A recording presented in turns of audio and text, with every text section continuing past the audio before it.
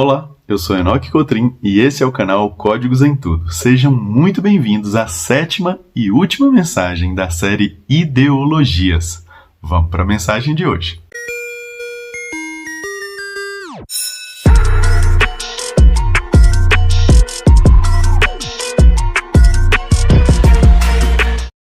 Durante toda essa semana, estudamos ideologias, regimes, ideias que movimentam governos.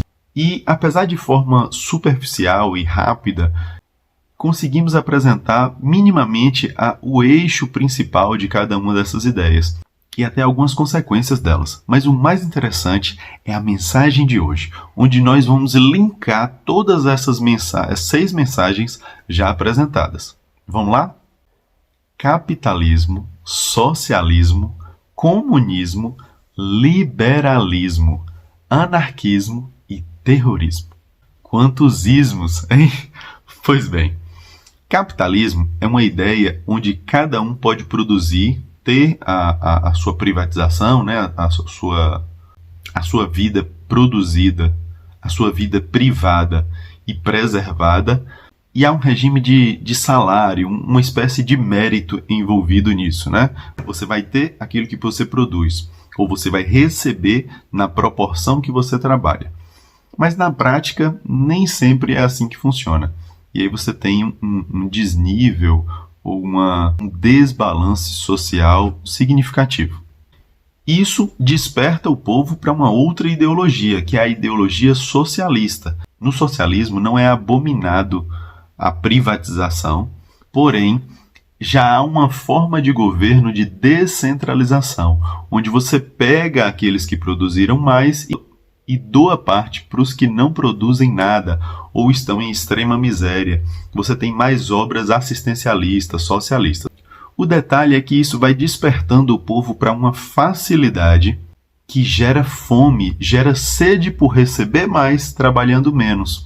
O avesso, a meritocracia é um tanto injusta, porque nem todo mundo tem as mesmas vantagens. E aí você entra com a ideia socialista. Mas com o aplicado socialismo, você tem uma facilidade de acessar coisas que você não acessava antigamente.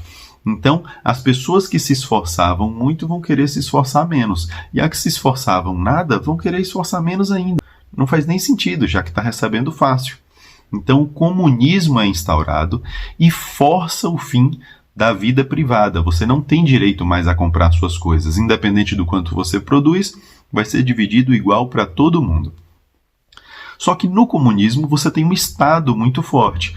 Para que o povo não rebele até contra si mesmo, para que não haja guerras civis, você precisa ter um Estado forte que força que a produção seja distribuída igual. Isso é delicado, porque dificilmente você vai ter um governo com zero corrupção. Então, quando você tem um Estado muito forte e esse Estado é corrupto, a divisão pode até ser igual, mas vai ser migalhas para todo mundo. E é o governo que enriquece. Percebem? Esse controle total do governo vai gerar ideias como o liberalismo, onde o povo exige que o governo dê algumas liberdades, algumas concessões. No liberalismo, o povo deseja produzir e ter direito ao livre comércio, liberdade para produzir e para comercializar. Mas não é do interesse do Estado que isso aconteça. Logo, tende para culminar em anarquia, onde o povo, cansado de ser opresso, cansado de ser sugado e de estar subjugado por uma força estatal, isso leva a uma revolta do indivíduo. E cada um pode agir por si no anarquismo. Há tanta revolta sobre um governo que oprimiu o povo, que o povo nem quer ser povo e não quer qualquer tipo de lei ou regra. Quer viver livre.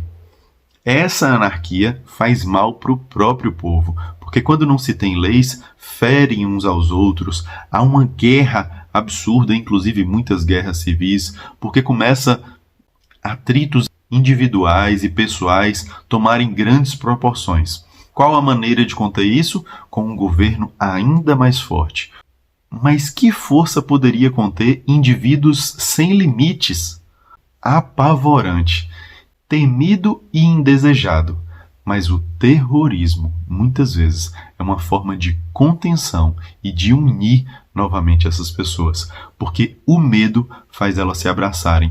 O pavor faz com que essas pessoas consigam agir novamente como um só corpo.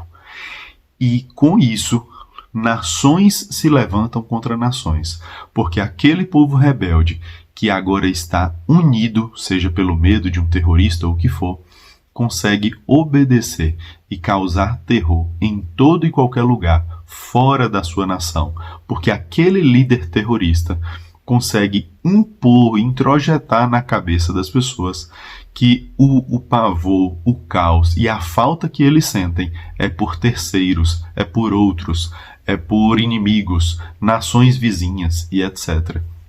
E aí você tem terrorismo em larga escala. Percebe como há um construto dessa ideologia, onde você tem o capitalismo que vai sendo descentralizado para o povo não consegue administrar isso, volta para um governo que força e torna tudo ainda pior. O capitalismo definitivamente não é um sistema ideal, definitivamente não é um sistema justo. Talvez de todos os apresentados aqui, o socialismo seria o mais coerente com uma realidade cristã. Mas na prática, ele não é executado com excelência e ele gera o comunismo, que é o avesso de tudo que uma sociedade precisa, porque ele não está distribuindo para o povo como prega, mas concentrando no Estado. E, infelizmente, um Estado formado por pessoas. E esse Estado corrupto, governando tudo para um povo, o povo perece. Em Provérbios, capítulo 28, versículo 2, diz o seguinte: os pecados de uma nação fazem mudar sempre os governantes, mas a ordem se mantém com um líder sábio e sensato. Sabe qual é o grande detalhe aqui? Quem é esse líder sábio e sensato? Humanamente falando, nós não temos. Há pessoas que podem se aproximar dessas características, mas sabe quem é realmente sábio e sensato? Sempre? Deus. Permita que Deus governe a sua vida e a sua casa, independente de quem seja o seu presidente, de quem seja o governador do seu estado, de quem seja o seu prefeito. Chame Deus para governar a sua vida acima de qualquer coisa, de qualquer regime ou de qualquer política. Independente de qualquer crise, descanse nos braços do Senhor e obedeça a Deus sempre. Essa mensagem faz algum sentido para você? Te abençoou? Curta, compartilhe, abençoe outras vidas. Não esqueça de deixar seus comentários, hein? Deus abençoe o seu dia.